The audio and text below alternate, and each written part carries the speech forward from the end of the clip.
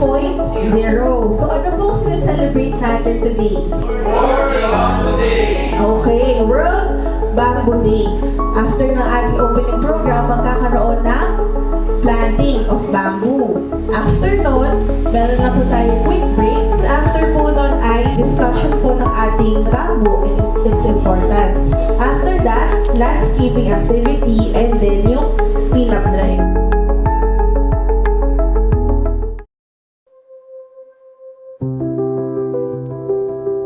Napaka-importante ng bamboo plant and ito po ay isa sa mga fast growing plants po natin. At ito po ay pinopromote din ng DENR as one of the sustainable resources natin no, dito sa ating bansa. Hindi lang sa bansa, pati worldwide.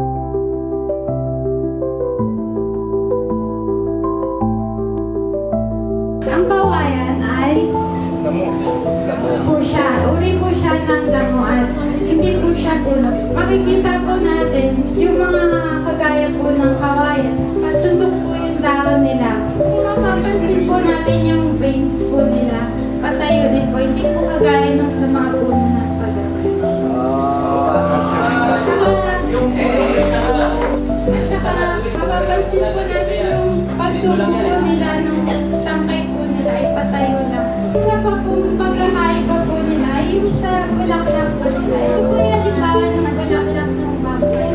Mapapansin po natin sa ibang puno po, di ba?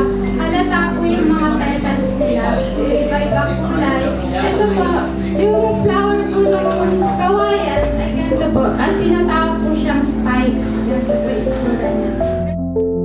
Napakalaga na recognize natin yung bamboo and of course na-celebrate natin siya para magbigay din ng awareness and of course malagdagan yung knowledge natin tungkol sa kung ano nga ba yung bamboo. And of course, dagdag ko lang din sa nabanggit ni Angela regarding sa wood, tree versus grass. So, ang tree kasi siya ay may woody shrub. So, dun sa loob, merong xylem and phloem. Ito yung mga woody structure ng puno. So, yun yung wala sa grass. Kaya madali natin madidistinguish yung wood sa grass. So, mapapansin naman natin na yung bamboo, pag kinat natin siya, wala siyang laman sa loob. Unlike doon sa mga puno, talagang wala naman siyang butas.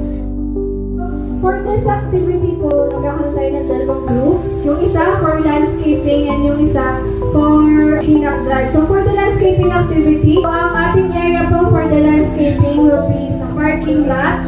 Tapos po for the cleanup drive, syempre meron po maglalagoon, meron po magtitrim ng bamboo around sa area ni Kuya Erwin di Malibot.